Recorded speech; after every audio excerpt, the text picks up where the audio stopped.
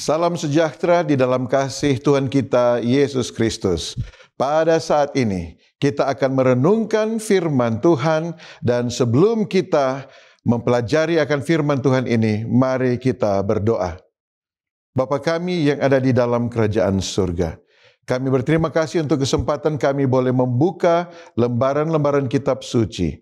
Kebutuhan kami yang terbesar saat ini adalah kehadiran kuasa Roh Kudus-Mu untuk menuntun kami agar firman Tuhan yang indah ini boleh menjadi berkat yang indah di dalam kehidupan kami. Adalah doa kami di dalam nama Yesus. Amin. Pada kesempatan yang berbahagia ini, kita akan mempelajari satu kisah yang diambil dari dalam kitab 1 Raja-Raja pasal 13. Kita dipertemukan pada pasal ini tentang seorang raja yang bernama Yerobeam.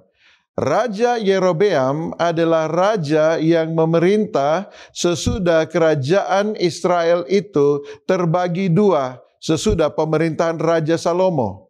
Raja yang memimpin di Yerusalem namanya Rehabeam, sedangkan yang menjadi saingan di wilayah Israel adalah Yerobeam. Ketika kerajaan ini sudah terbagi dua, maka Yerobeam memiliki satu rencana agar supaya rakyatnya tidak pergi ke Yerusalem untuk menyembah Tuhan di Ka'bah di Yerusalem, dan akhirnya mereka dapat dipengaruhi untuk tidak setia kepada Yerobeam.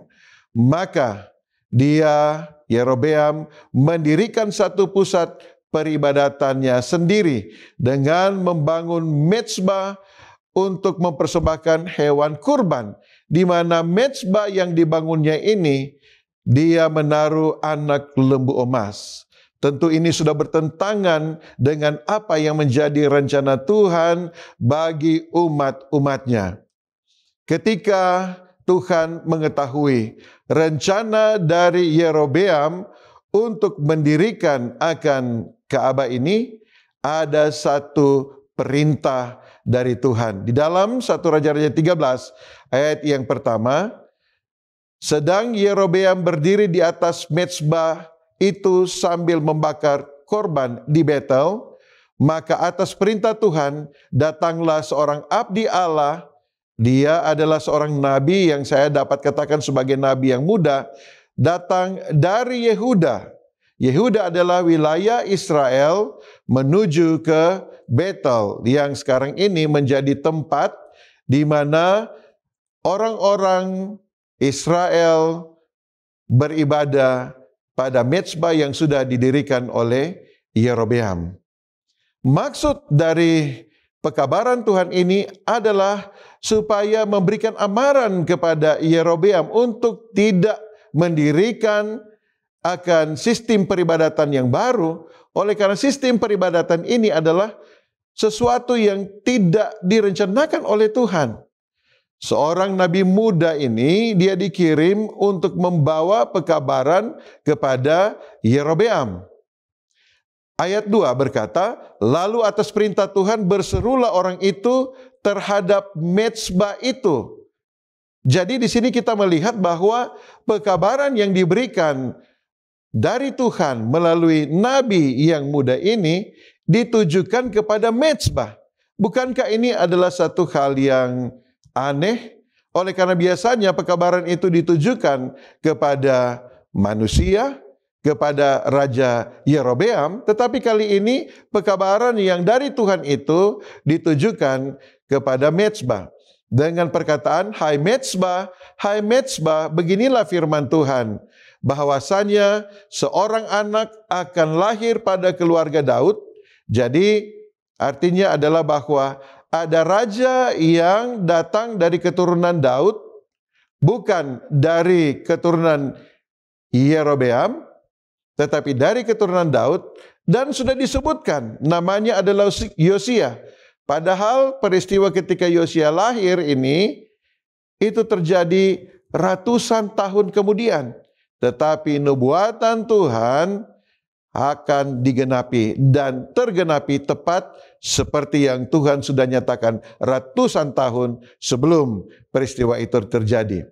Jadi Yosia namanya, ia akan menyembelih di atasmu, di atas mezbah yang tidak dibangun, yang dibangun tidak berdasarkan instruksi dan restu dari Tuhan ini. Di atas mezbah ini, imam-imam bukit pengorbanan yang membakar korban di atasmu, juga tulang manusia akan dibakar di atasmu. Sebagai satu pernyataan bahwa Tuhan tidak senang, Tuhan tidak menyukai akan rencana untuk dibuat mezbah sistem peribadatan yang baru. Lalu kemudian di mezbah ini dipersembahkan kurban-kurban yang tidak berkenan kepada Tuhan. Maka imam-imam bukit pengorbanan ini akan dibantai dan mereka akan mati dikurbankan pada mezbah ini. Pada waktu itu juga, ia memberitahukan sesuatu tanda ajaib, katanya. Inilah tanda ajaib bahwa Tuhan telah berfirman, bahwasanya mezbah itu akan pecah, sehingga tercurah abu yang di atasnya.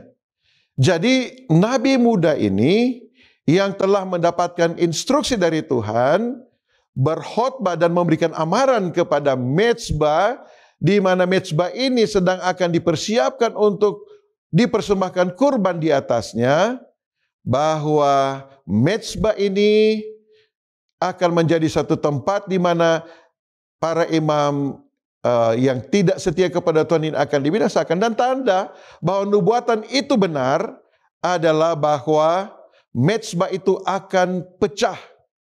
Dan ketika nabi muda ini mengucapkan bahwa mezbah ini akan retak dan pecah, abunya akan tercurah dari atas ke bawah, maka peristiwa itu pun terjadi. Ayat 4 berkata sebagai berikut, demi Raja Yerobeam mendengar perkataan abdi Allah yang disuruhkannya terhadap mezbah di Betel itu, ia mengulurkan tangannya dari atas mezbah dan berkata, tangkaplah dia. Tetapi tangan yang diulurkannya terhadap orang itu menjadi kejang sehingga tidak dapat ditariknya kembali. Di sini kita melihat bahwa apa yang dikatakan oleh nabi yang muda ini, perkataannya itu terjadi. Dan itu menunjukkan bahwa dia adalah seorang nabi yang benar.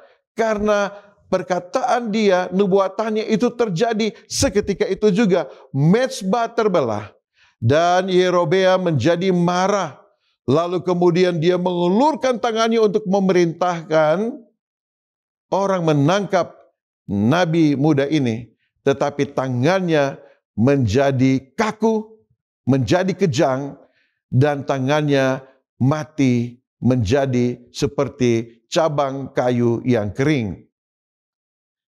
Ayat 5 berkata, mezbah itu pun pecahlah, sehingga abu yang di atasnya tercurah sesuai dengan tanda ajaib yang diberitahukan abdi Allah itu atas perintah Tuhan. Ayat 6, lalu berbicara raja dan berkata kepada abdi Allah itu, mohonkan belas kasihan Tuhan Allahmu dan berdoalah untukku supaya tanganku dapat kembali. Jadi Raja Yerobeam dia bermohon untuk tangannya yang sudah mati, kaku seperti sebuah cabang yang kering. Dia meminta kepada nabi muda ini agar dia berdoa kepada Tuhan agar tangannya ini dapat kembali menjadi normal. Lalu kemudian selanjutnya ayat ini berkata, dan abdi Allah itu memohonkan belas kasihan Tuhan, maka tangan raja itu dapat kembali dan menjadi seperti semula. Luar biasa. Peristiwa yang sangat ajaib ini terjadi begitu cepat.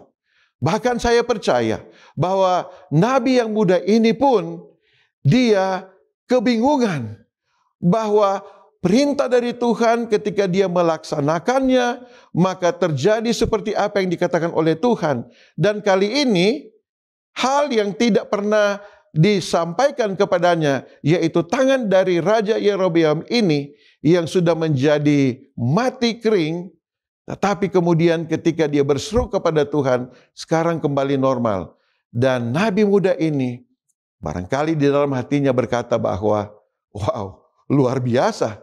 Saya baru kali ini mendapatkan satu perintah untuk dilaksanakan. Dan perintah ini dapat terjadi atas apa yang saya dapat buat melalui doa yang saya layangkan kepada Tuhan. Kelihatannya dia sudah mulai merasa bahwa ternyata dia ini adalah seorang yang hebat. Ayat 7, kemudian berbicaralah raja kepada abdi Allah itu. Marilah bersama-sama dengan aku ke rumah. Segarkanlah badanmu, sesudah itu aku hendak memberikan suatu hadiah kepadamu. Karena dia merasa senang. Raja Yerobeam sekarang sudah menjadi sembuh. Ayat 8 berkata, tetapi abdi Allah itu berkata kepada raja, sekalipun setengah dari istanamu kau berikan kepadaku, aku tidak mau singgah kepadamu, juga aku tidak mau makan roti atau minum air di tempat ini. Sebab beginilah diperintahkan Tuhan kepadaku atas firman Tuhan. Jangan makan roti atau minum air dan jangan kembali melalui jalan yang telah kau tempuh itu. Lalu pergilah ia melalui jalan lain dan tidak kembali melalui jalan yang telah diambilnya untuk datang ke Betel. Jadi perintah Allah itu sangat jelas. Ada misi yang harus dipenuhi. Ada aturan ketentuan yang harus dipatuhi dengan cermat oleh pendeta ataupun nabi yang muda ini.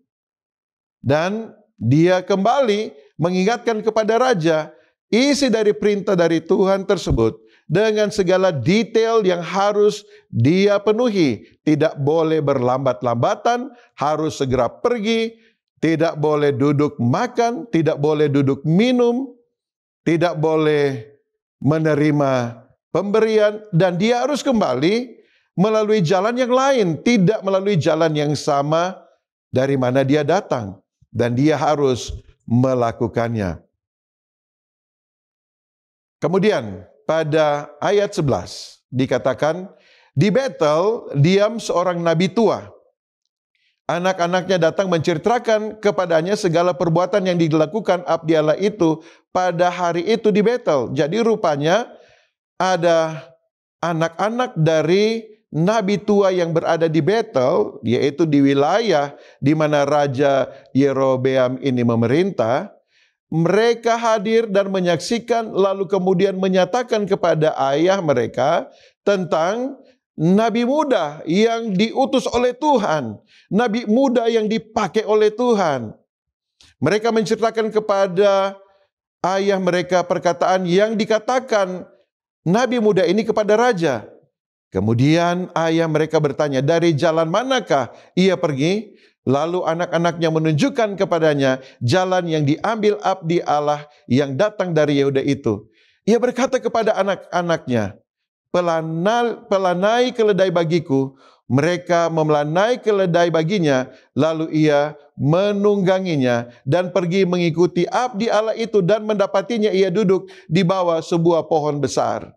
Di sini kita melihat bahwa abdi Allah ini bukannya dia cepat-cepat bergegas mengikuti instruksi Tuhan, tetapi sekarang ini dia duduk, dia mulai santai di wilayah yang dapat dikatakan wilayah dari musuh Allah.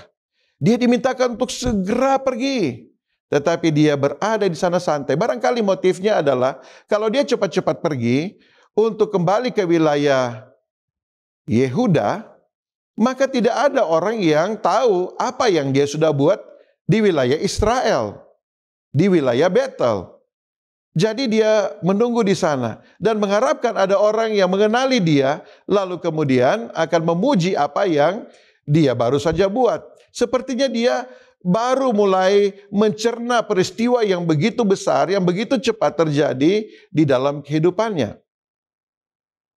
Nabi yang tua ini mendapati dia sedang duduk di sana, lalu kemudian mengajak dia untuk pergi ke rumah dari nabi tua ini. Dan karena nabi tua ini sudah mendengarkan dari anak-anaknya bahwa perintah dari Tuhan yang begitu tegas mengatakan bahwa nabi yang muda ini tidak boleh tinggal, duduk, makan, minum berlama-lamaan di wilayah Betel, di wilayah Israel tersebut. Jadi nabi tua ini menipu nabi yang muda ini dan berkata bahwa saya adalah seorang nabi. Saya mendapatkan perintah dari malaikat untuk mengajakmu datang dan makan bersama dengan saya. Nabi muda ini pergi untuk duduk, makan, dan minum.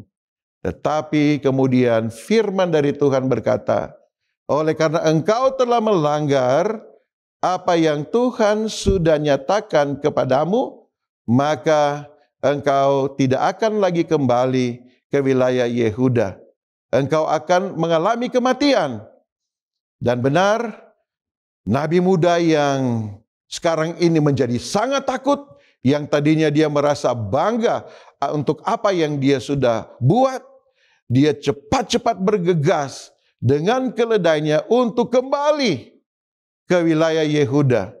Tetapi di tengah jalan ada seekor singa yang menerkam dia, tidak memakannya, tetapi dia hanya setelah dia memastikan bahwa nabi muda ini sudah tidak lagi bernyawa, sang singa ini duduk di samping jasad dari nabi muda ini. Begitu pula dengan keledai dari nabi muda ini tetap berada di sana, karena sang singa tidak mengganggu keberadaan dari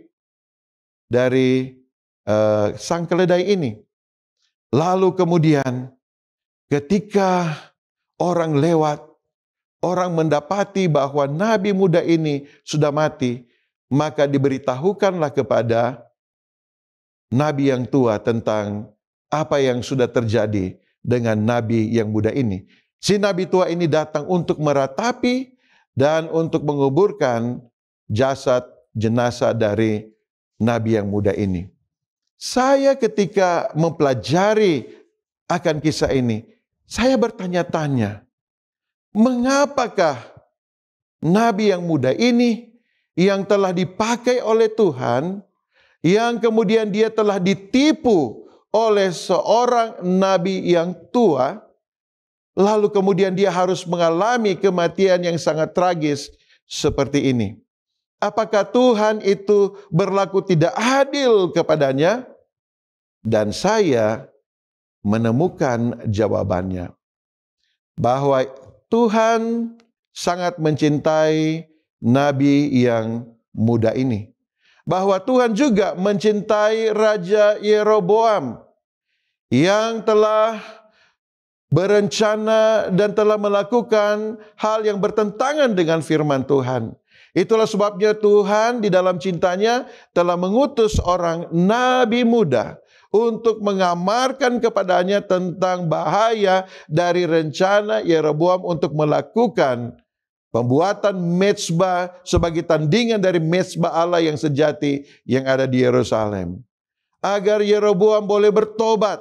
Dan jika Yeroboam bertobat, maka berkat-berkat Tuhan akan menjadi bagian dari kehidupannya dan dari orang-orang Israel yang dipimpinnya. Tetapi itu tidak terjadi oleh karena dia telah mengeraskan hatinya. Bagaimana dengan nabi yang muda? Atau dapat saya katakan pendeta yang muda ini? Tuhan juga sangat mengasihi nabi yang muda ini. Mengapa?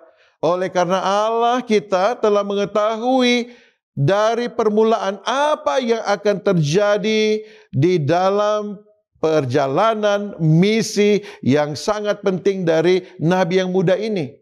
Tuhan tahu bahwa setan tidak senang dengan pekerjaan dari hamba Tuhan yang setia kepada Tuhan. Setan berupaya untuk membawa kesulitan, bencana, bahkan kematian dialami oleh hamba-hamba Tuhan yang setia kepadanya. Itulah sebabnya Tuhan sudah memberikan perintah sebelum hamba Tuhan yang muda ini, sebelum nabi yang muda ini pergi meninggalkan wilayah Yehuda. agar supaya berhati-hati. Di jalan akan ada pencobaan, akan ada upaya dari setan untuk menggagalkan misimu dan untuk membuat engkau menderita dan bahkan mati. Engkau harus pergi masuk ke wilayah battle dari jalan masuk yang satu, menyatakan perintah yang sudah disampaikan oleh Tuhan dengan baik dan cermat. Lalu kemudian engkau harus cepat-cepat kembali. Tidak boleh duduk, tidak boleh minum, tidak boleh makan. Ada urgensi yang harus dirasakan oleh nabi yang muda ini ketika dia diberikan perintah dan misi pekabaran yang harus dia sampaikan. Tetapi dia mengabaikan itu. Tuhan sudah mengetahui bahwa setan akan bekerja keras untuk menahan dia, menggunakan nabi yang tua ini, membawa penipuan. Tetapi dia lengah. Dia duduk santai, sehingga nabi yang tua ini yang berjalan begitu pelan, menemukan dia berada di bawah pohon. Dan kelihatannya nabi yang muda ini dengan penuh antusias menceritakan kembali apa yang sudah terjadi, apa yang dia buat.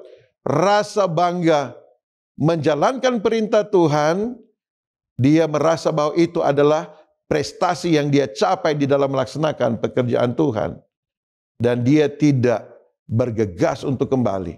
Karena Tuhan tahu di jalan yang sama yang akan dia lalui nantinya, kalau dia tidak menggunakan jalan yang lain, ada begitu banyak pencobaan yang setan akan berikan kepadanya.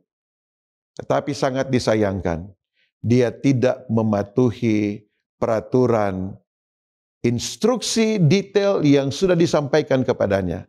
Dan dia mengalami kematian. Barangkali sebagai umat-umat Tuhan, melalui kisah yang tragis ini, kita boleh mengambil pelajaran yang indah. Bahwa Tuhan mempunyai misi yang mulia dan agung untuk saudara dan saya laksanakan di dalam kehidupan kita. Tidak peduli apakah Anda seorang guru, apakah Anda barangkali seorang pengusaha, apakah Anda seorang pendeta atau bukan seorang pendeta, apakah Anda awam dari hal rohani, tetapi yang saya percayai adalah Tuhan memanggil kita semua untuk menjadi alat-alat Tuhan, untuk menyatakan kebenaran Tuhan, cintanya kepada semua orang yang dapat kita jumpai di dalam kehidupan kita. Tuhan mempunyai pekerjaan dan misi yang Dia embankan kepada kita. Yang kedua adalah Tuhan mau agar kita melaksanakan misi ini dengan segala keseriusan, mengikuti instruksi dan perintah Tuhan secara detail. Karena Tuhan tahu banyak sekali upaya dari kuasa kegelapan untuk menghalangi kita di dalam keberhasilan kita, di dalam melaksanakan misi yang Tuhan sudah percayakan pada kita. Dan ada begitu banyak upaya setan untuk menggagalkan dan bahkan mau membinasakan umat-umatnya yang setia kepadanya. Dan saya percaya bahwa Tuhan mencintai saudara dan saya. Dia memberikan instruksi kepada kita untuk pergi beritakan Injil kepada semua makhluk. Dan apabila kita menerima akan amanat agung, misi yang Tuhan sudah percayakan dalam kehidupan kita, dan menghidupkan satu kehidupan yang selaras dengan instruksi dan perkataan Tuhan di dalam kehidupan kita, maka kita akan berhasil di dalam menjadi alat Tuhan yang penuh kuasa, dan kita akan boleh mengakhiri pelayanan kita dengan segala keberhasilan oleh karena kita mengikuti dengan detail instruksi yang Tuhan sudah sampaikan kepada kita. Semoga melalui pelajaran ini kita dapat melaksanakan tugas dan tanggung jawab kita dengan baik, dan kita boleh terus berserah kepada Tuhan, mematuhi segala apa yang Dia nyatakan kepada kita. maka kita dapat bersukacita dengan keberhasilan untuk semua pekerjaan pelayanan yang kita sudah buat. Dan kita boleh tiba di rumah dalam kerajaan yang Tuhan sudah siapkan bagi kita, kerajaan surga, dan hidup kekal bersama dengan Dia. Mari kita tunduk kepala dan kita berdoa. Bapa kami yang ada di dalam kerajaan surga, kami berterima kasih oleh karena kami memiliki kesempatan untuk belajar dari pengalaman Nabi muda ini, yang walaupun memiliki satu akhir kehidupan yang tragis, tetapi kami boleh belajar bahwa kepada masing-masing kami ada misi pekerjaan Tuhan yang sudah diamanatkan kepada kami. Dan Tuhan mau agar kami dapat merasakan ada urgensi dari tugas dan pelayanan kami untuk dinyatakan kepada dunia yang segera akan binasa ini. Dan kami sudah diberikan instruksi untuk dapat dilakukan, melaksanakan pekerjaan Tuhan ini dengan baik. Karena ada banyak upaya dari kuasa kegelapan untuk menggagalkan pekerjaan misi Tuhan melalui kehidupan kita. Dan juga mau untuk membinasakan akan umat-umatnya.